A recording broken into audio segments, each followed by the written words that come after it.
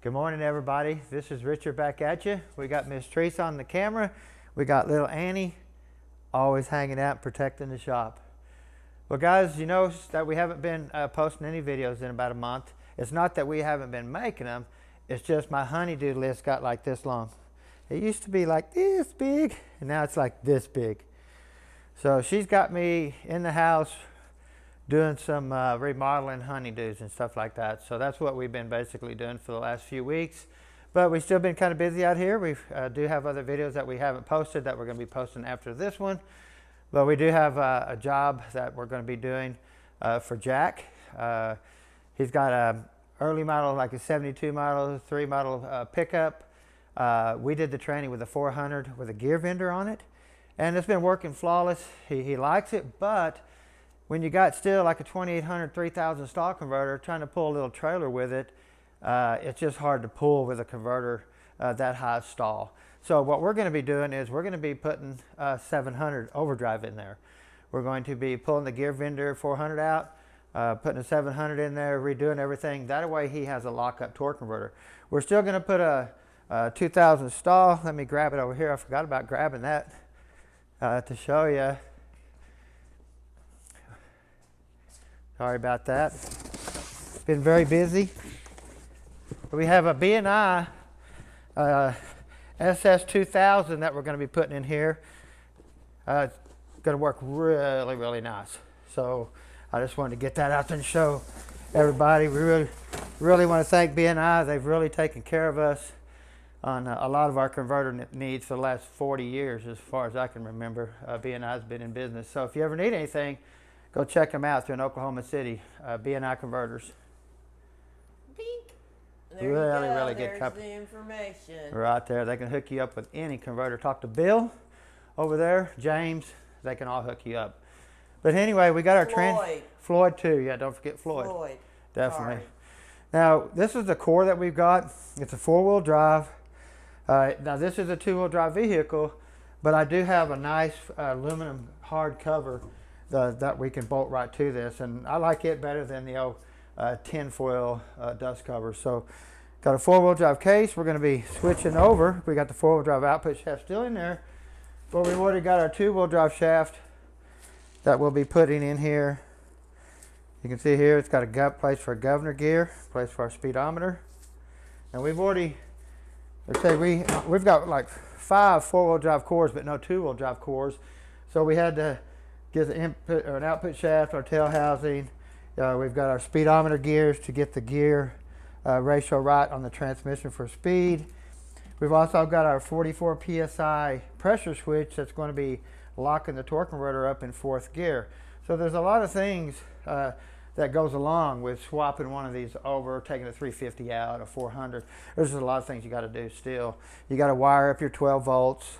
That way the torque converter has power to lock up. They're not going to lock up just all by themselves. So let me get all this stuff apart.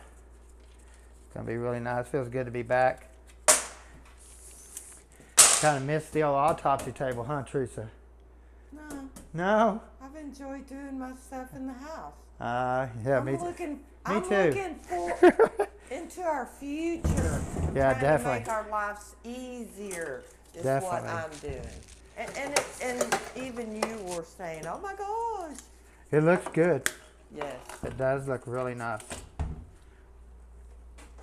But I am not a painter. It looks good, but I do not want to do it again. You did an awesome job. You did an awesome job. Now this is our TV cable here. This is what's going to be controlling the pressure in the transmission. It has to be hooked up and operating. If you don't, you can burn this tranny up around the block if you don't, because it'll stack shift. It'll go right from 1st to 4th gear in about 20 feet.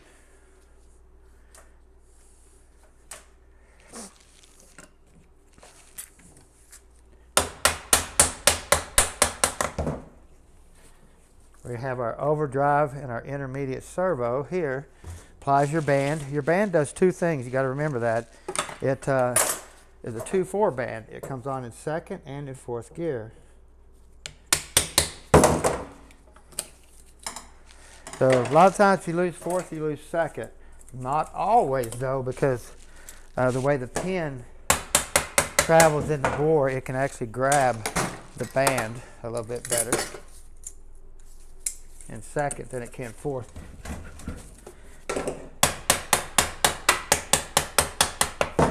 Like I said, being a core, you just never know if you can get them apart.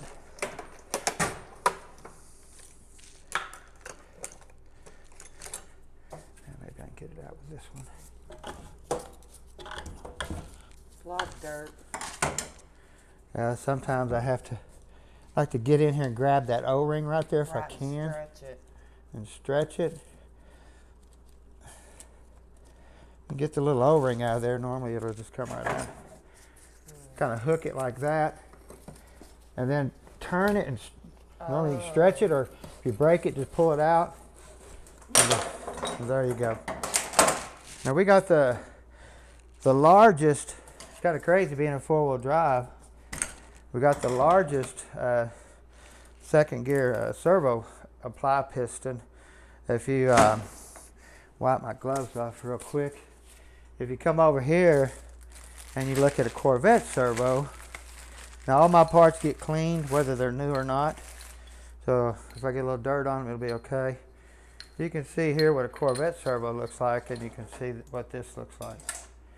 A lot less clamping area to push on, so big difference right there. Of course, we also have our Sonex fourth gear servo applied servo too. So this right here is your fourth gear servo. This is your intermediate here. It's got a 3-ring pin. And you can see here also, the 700s did this. They actually put a seal on the shaft here. You can see one there and one there. If you get a little wear, these rings do help seal the pin, because you see here fluid goes through the pin out the back. So that will fit, those pins will, well, with the rings on them like that, they'll fit all the way from the 85 all the way up to the top. So those are good to even put in all your 4060Es and stuff like that too. So aftermarket, you can buy that pin, I believe, that has rings already in it, or on it in the aftermarket. Dipstick boot. Here's our detent. Right here, it's just a little, hook the cable on there, run up to the carburetor, throttle body, or whatever you got. Got a plastic vent tube. These always break off. You gotta be careful of that.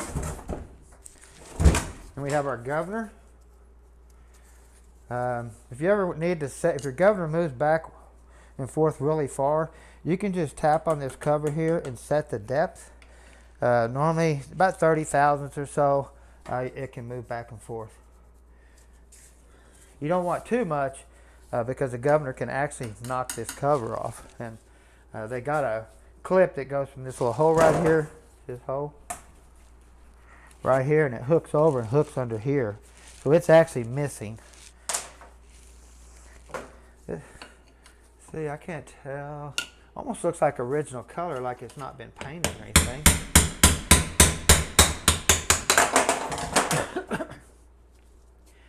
You can see here the governor cover's got a big old dent in it down in here. I'll just come in here with a round end hammer and knock it back flat. But you can see right here where your governor touches. See that little dot? You see that little button? So if you're going to adjust it, all you're going to do is tap this in right here. Tap it in till you get it to where it just barely moves. Of course, you have your governor valve here. You got your governor gear.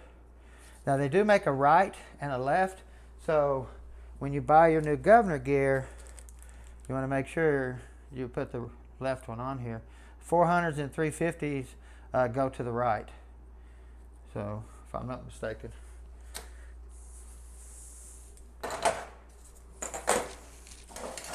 What's good about some cores, they come with this beautiful plug. That makes it nice. I actually thought you were joking. What, this plug? Yeah. Oh no. Okay. Because these are hard to find anyway. Okay. So this just makes it easier for me to clean it up, and then I always use the front which this one's pretty shady looking, so I probably won't be using it unless I can repair this plug right here. But when I send these out or I install them, I use the front wire right here for my power wire. That way I know exactly every time where it's at. I just run me a pigtail out here. If the customer installs it, which very few ever do, they know that that has to go to a key on power. That way when they turn the key off, it doesn't have any power going down to the tranny anymore. Sure.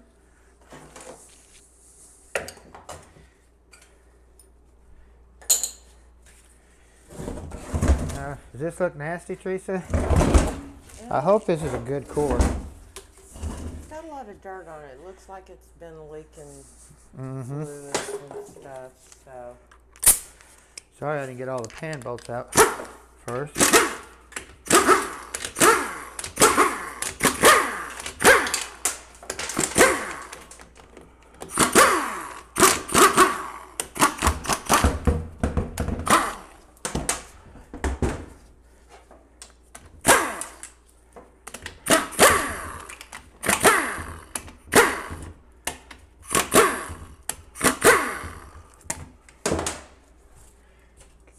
Pan bolts.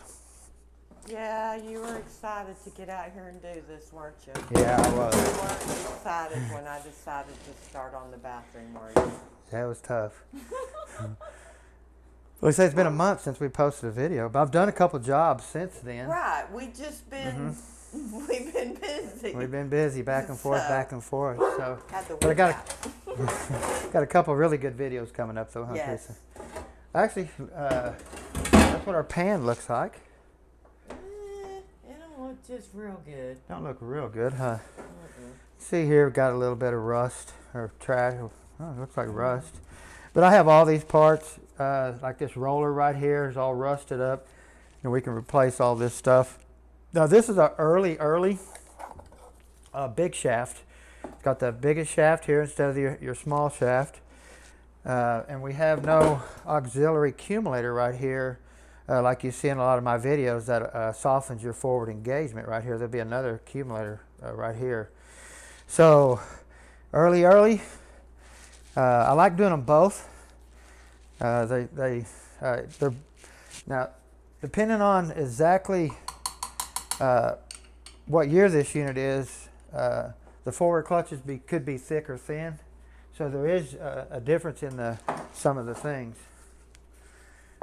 Forward clutches are thicker. The forward clutch, the clutch goes against the wave instead of the steel. We have our TV linkage here.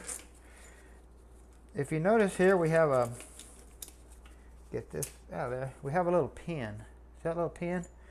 And down in here, you'll see a check ball. See that check ball? Mm-hmm. I leave every one of those check balls out. For one reason, if this tranny was on the shelf and they grabbed it and just put it in, and this didn't have this pin there and it had a check ball here, the tranny wouldn't shift. It has to have that check ball lifted up with this pin when you move this. See, it picks it up. See how it picks that pin up and it picks that ball up. So I just leave the balls completely out, or the ball completely out, which we don't let anybody install them anymore. But when I was working at Amco, I built hundreds of shelf units and they just stick them in. And our R&R guys weren't always the brightest, and they would put a linkage on that had no pin with a check ball, and then they had to drop the pan back off. So the tranny will work fine without that check ball on any of them.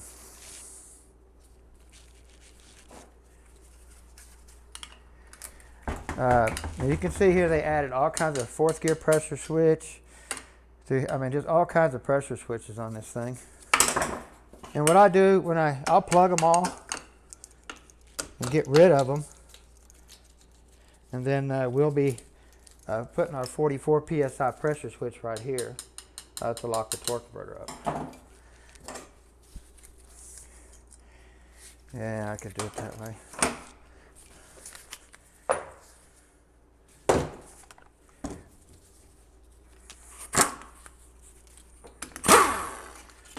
That wiring out of the way like that. You can't get the switch out because of that. You can't get to that bolt, so you just kind of gotta go around it a little bit. This is the tab here that keeps the filter level. Now the filter we'll be using looks totally different than this early style. If you notice, this is a mesh screen looking filter, and then the filter that we'll be using is a fiber filter, and it sucks off the bottom, where if you notice, this filter here sucks off the top. A lot better filter here than that one. That's just an early, and this one will retrofit. So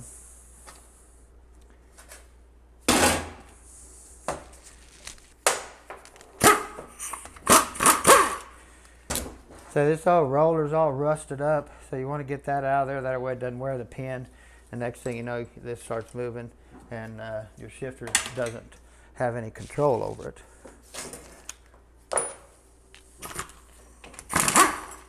This can be left out because now this piece will not be touching the filter. A little bit of rust there.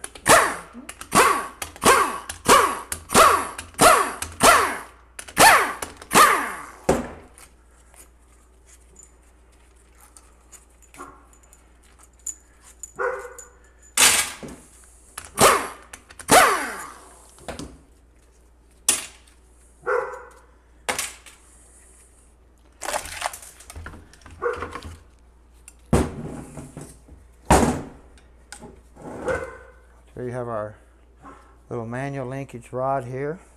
Let's say the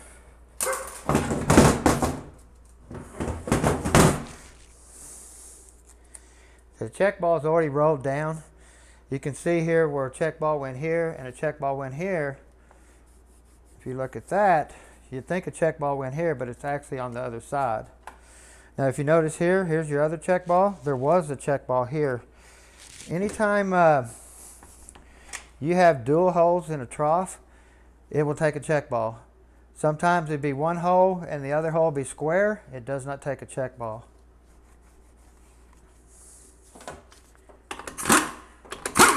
You can see that ball I was talking about right there. Mm-hmm. That ball is larger than any other ball in the tranny.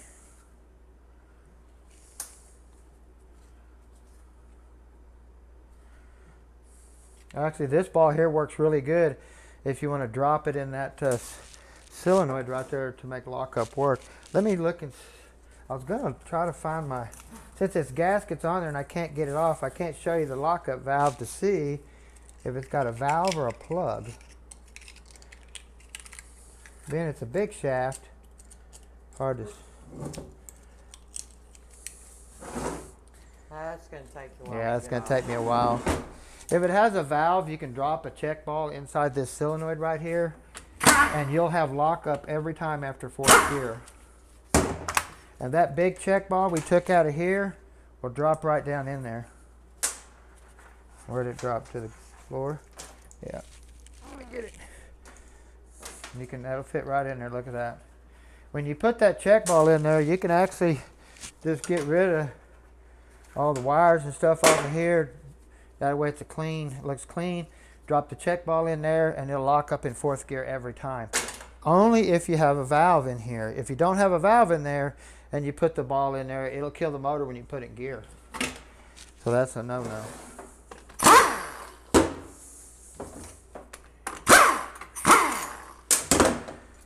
We have our Springs broke? intermediate accumulator here to soften your second gear shift. How they control it, plus they have a valve in the valve body. A lot of times this plate right here will be damaged right here. The springs will beat a hole through here and enter your fourth gear accumulator too. So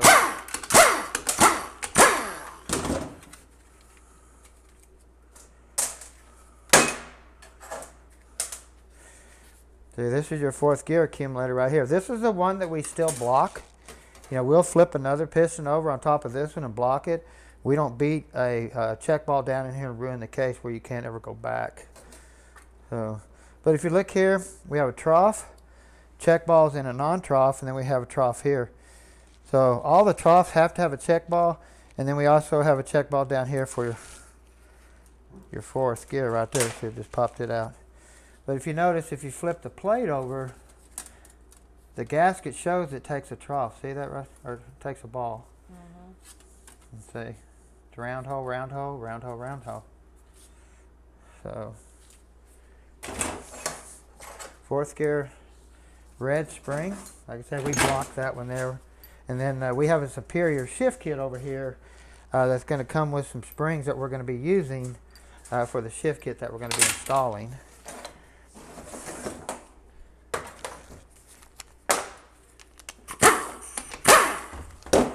Always turn, grab your park linkage right here and pull it towards you. Turn the output shaft. That way it locks in park. That opens up that area right there for to get to that bolt. Same way when you install it back. That way you don't cross thread this bolt going down in there. It's real easy to do.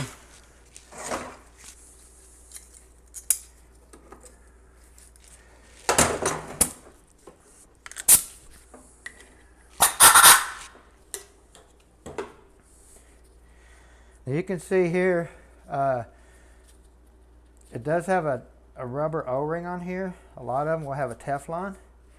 You always want to check the bore here and make sure it doesn't wobble. If it wobbles here and this is wore out, you can leave. You might as well not even put a seal on it. It's the same thing. If it leaks here or it leaks here.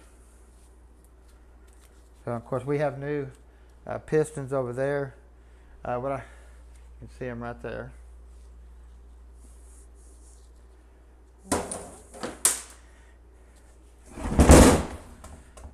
Well, that looks a little nasty in there, Tracy. Some of the nasty ones are good, though. Yeah. What I like about it, it doesn't look like it's ever been touched. Yeah. You get Joey building it, and then you get into it, and it's just, you just got to replace so many more parts. Did I scare you, Annie? What's up? Did I scare her? Huh? Did I? I know it's been a while since we've been out here, huh? It's cold outside here in Amarillo, let me tell you. They're saying maybe snow. I don't think we're gonna get much. Probably not, huh? We've already got a bunch though this year. Right. Pretty neat puller. Works on 350s, 400s.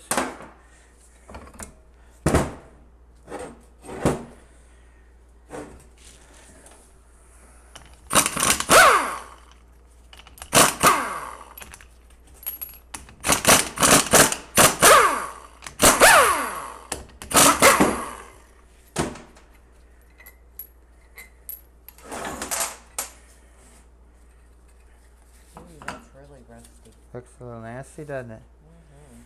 But that can be cleaned up real easy, believe it or not. Yeah. All this is going to be replaced. Only thing we want out of here is the body, basically, and this spring. Sure. Everything else, everything right here is going to be replaced. Pump pivot, slide pivot pin, everything. So, got our little spring. We want to keep it. Don't want to lose that. Actually, what was I going to put it in the governor cover? And you want to look here, just make sure all this stuff looks good. We'll clean this up and verify that everything looks good there. It does have the seal retainer on there. That's a good sign. Now a lot of these early ones too, we'll drill the drain back on the pump right here. We'll drill this out. A lot of these are really, really tiny. So you want to drill that out. That way it takes some of the load off that front seal. Of course, we have our boost valve assembly here, our lockup valve stuff here. We do have a filter right here. Do not leave it out if you're overhauling your tranny. If you do, it'll slip going forwards and backwards just because you left that filter out. So you want to make sure you don't leave that out. Always knock your band anchor off right here. That way you can just pull that drum out of there. Makes it a lot easier. Like that. Grab it and pull it out. Well, that thing sounds like it's got all kinds of dirt in there when I pull that stuff apart. Yeah, it did. We have our thrust washer here that goes on the back of our pump, right here, on our drum. You always want to look at your drum here and make sure that it's nice and flush. Or not flush, but straight, not warped or... Well, that's about as flat as you can get it, huh, Teresa? Mm-hmm. But even though if that's good, on these units here, you want to make sure these fingers haven't come out. These are really bad about flaring the fingers out on this drum right here at high RPM. They'll do that. So you just want to make sure all that looks really good. Actually looks like our reverse clutch here looks pretty loose. Yeah. Trying to figure out what I did with my little black screwdriver. I thought I laid it right. There it is. I knew I did.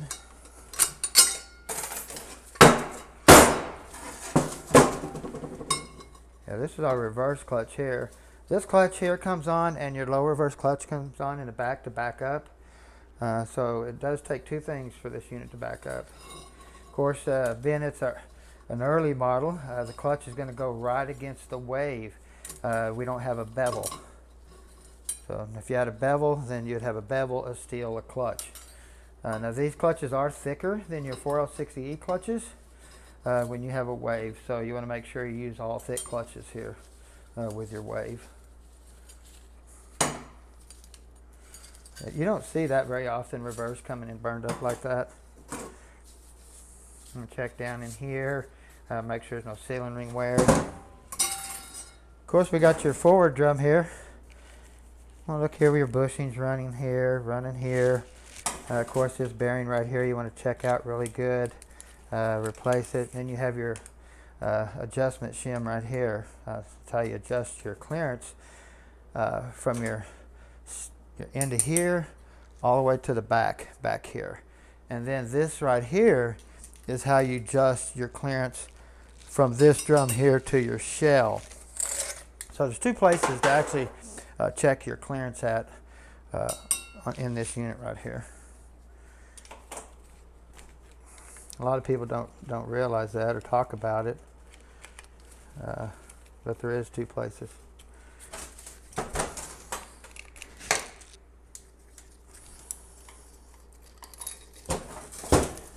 So you got this shim right here that sets your in play for your main section, and then you have your thrust washer here that sets your clearance from your shell to your drum to your stator body here. So we have our 3/4 clutch.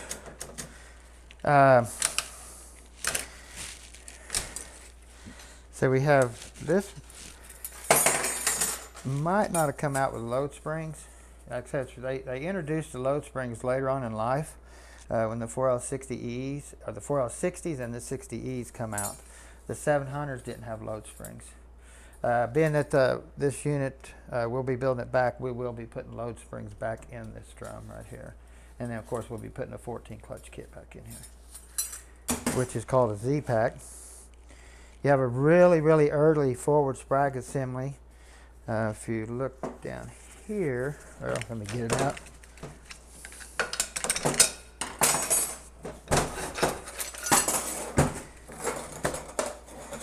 Everything on your 4L60E units, 4L60 and E's, this part here, this right through here is all the same.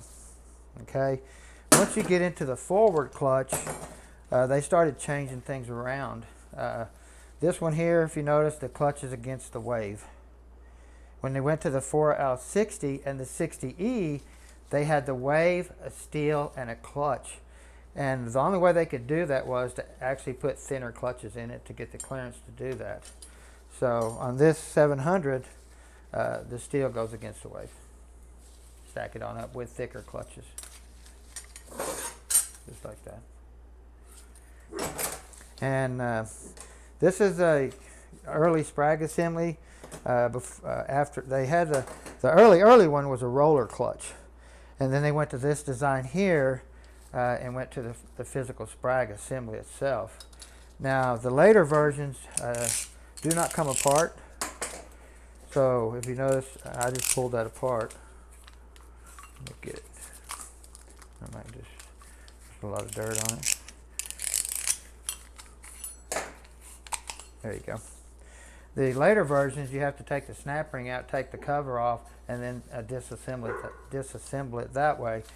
This one here, it comes apart like that. Now they actually, since they did that, they had to put a thrust washer right here. That way this piece here, would hold it in. Where they did away with the thrust washer and made a hat here, or a hat here, to where it held it together. And of course they went to a lot bigger. If you look at this sprag assembly here, they went to a lot bigger sprag assembly too. Changed it up totally. And being this is behind a big block, we're going to go ahead and update the sprag assembly anyway. We wouldn't put this back unless the customer come in here and said, hey, put it back in or whatever. Which we'd put a new sprag. We'd just use the body and the outer race. Have our sun gear. If you notice here, also this just slides on and off. The later versions, they have clips on here, and there's a groove all the way around this piece right here that clips it on there. So when you pull this out, the gear will still be on it. Now I have grind the tabs off before and used it like this, and it's fine. It's just making it easier to assemble it for, I guess, the people at the dealership or whoever built it.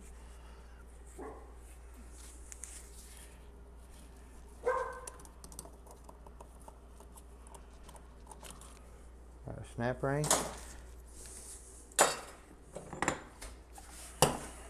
Of course, we have our forward planet. With this planet, even though it's got the holes in it, it'll go all the way up to date. Doesn't matter, you just leave the thrust washer off, planetary's fine. Of course, the ring gear's the same. Now, when you go to your hub here that takes a thrust washer, we'll be putting a bearing here and a different hub that takes a roller bearing. That way we can get rid of this thrust washer. When they added tow haul to the vehicles, they added that thrust bearing right here. Made the tranny a lot stronger. A little bit of rust here. But this is going to be a early shell, so this right here is not hardened. They have bad problems with stripping. They have problems with them breaking off right here. When they break, you lose second and fourth gear. So we would definitely go back with a hardened shell. You have a 4-tab thrust washer here.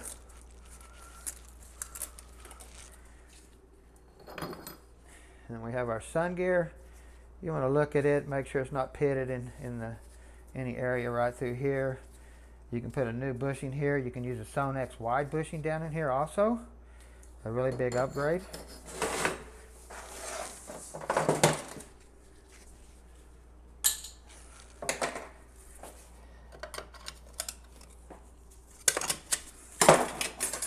I didn't grab the band anchor. Here's our band anchor. This is the piece here that grabs right here.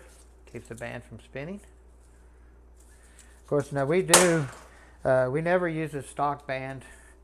We always do a high energy wide band, whether it's in a 4-wheel drive, 2-wheel drive, your grandma's driving it or whatever. We still always put a wide band, and we always put a Z-pack in every unit that we do.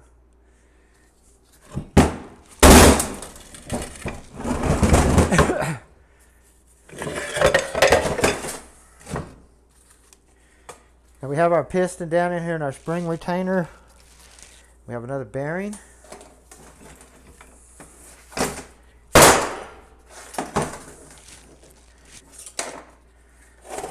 See all the rust on that ring gear. See if I can get that out of there. So everything has to come apart because there is so much dirt down in these splines and stuff down through here that all of it has to be picked out. Especially when you're doing an overdrive 700 that has a TV valve in the valve body, because once that valve sticks, they're very hard to get unstuck. If not, you got to drop the valve body. It causes harsh shifts, late shifts, and stuff like that. So, if you look here, this is where we start running into issues. It looks like the bushing in the back of the case is totally metal to metal. You can see this hub is totally wiped out right here. This tranny here cannot have any metal in it. It has to be a really clean running tranny. They just do not work with any type of metal in them. So the hub is just totally destroyed. Ring gear, just because it's got rust on the outside doesn't mean anything. We can always clean that off, but it cannot have rust in here where the gears run. You can see that down in there. It just always pits the gears up. We just get a whole nother ring gear and just do away with it. Our 4-pinion planet. Same here, you want to look at the gears, make sure they're not rusted, pitted, wobble, pins turning purple or anything like that. Check that bearing right there. That's the #1 killer. You can clean it up, set this gear on there, push on it really hard, and you'll be able to tell if that bearing's going bad. Here you have your low reverse clutch. Like I say, to back up, this clutch comes on along with your reverse clutch here, and you back up. Now this clutch here does come on in manual low only. When you shift it to second gear, this clutch goes away. Also on our rollers clutch here, this is a narrow version here. They make a wide version with the rollers about that much wider. This race here will work still with the wide roller clutch, but the body will not. So you have to change it to a 4L60 or a 4L60E on up. We'll retrofit back to there. So you just want to look here and look at this right here. Make sure you put the same one back in there because they do make different thicknesses of this right here. So anytime you're changing parts, you want to really look at your parts good because that's when you can get into trouble. So we're being a big block, we're going to be doing a lot of upgrades to this. And one of them is, I'm really excited about, is we're going to be installing an FI billet drum. So we're really excited about that. If you come over here, Teresa, I'll kind of give you an idea what we got going on. Now we've been working on this drum for quite some time now. With Daniel at FI Transmissions on getting this drum designed. And it took us a few times, but man, do we have a drum here now. This drum is really superior. We've got it in an 800 horsepower vehicle right now that it's holding up really good. And let me kind of explain a little bit about this drum. Now this drum is to correct the 3/4 clutch problem that we have. You can put 6 clutches, you can put 9, you can put 8, you can put a Z-Pack 14 in there. And that's all you can do. There's really nothing else that you can help that clutch out except go to a 25% bigger piston. And basically that's what we've done. We've designed this drum till we got a 25% clutch piston right here. This is a standard piston. This is the FI billet piston here. And what I also like about it is where the stand sets on the piston, it sets on there and keeps it stable more to apply the clutch more flatter when it applies the clutch. Because a lot of these pistons, they don't want to come up perfectly every time. And if you can notice here how narrow that is, the pedestal barely is setting on here. So this just helps the pedestal come up more straight to apply the 3/4 clutch. Now, like I said, you can see the difference here in the two. Okay, and the other thing that's superior about this drum is we have a steel insert inside where you press the input shaft in. Normally, all the stock drums are just the whatever the drum is made out of is what you're pressing the shaft into. Okay, well this drum here has an embedded steel sleeve in here that you're going to be pressing the shaft in. And here where the splines are, this is all steel where it cannot blow out. And plus you have a 25% bigger apply piston to apply the 3/4 clutch. Now this is a kit that you can buy. Like I said, you can put a Z-Pack in here. You can go with your 6 clutch pack, your Z-Pack, either way, your 9 clutches, it'll all fit in here. Everything's factory, your steels, your clutches, all the way to the top. But what they've done here, too, this is your Z-Pack top plate. You can see the top plate that they made. The height being raised right here keeps this plate from bending, and also the material it's made out of is a lot stronger. Even like you say, you see a stock top hat, It's just one thickness. It's almost the same thickness as this is thicker, but you can just see the Z-Pack is way thinner. And then you have this here. There is going to be some more things you have to do. This is going to be sold as a kit. You're going to have your drum here. You're going to have your piston. You're going to have your 3/4 clutch top hat. You're going to have your reverse steels here to get your reverse clearance where we want it at.